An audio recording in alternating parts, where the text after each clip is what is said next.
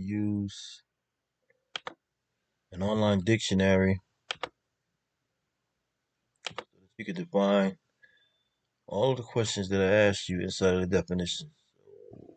So today we're going to go to learnersdictionary.com, and this is the dictionary that we will see.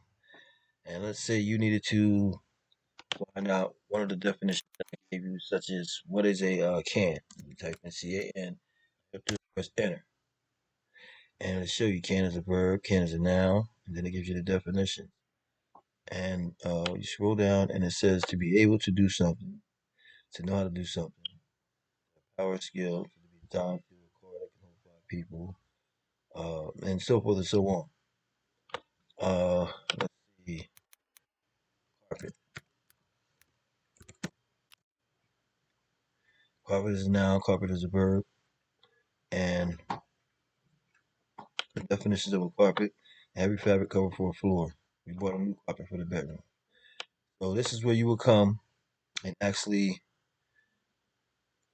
define all the definitions that I give you, and it will come out correct instead of you just going and trying to answer it yourself. We want you to put them down correctly. Use an online dictionary, one that you got home. And if you have any problems, email me and I will get back to you.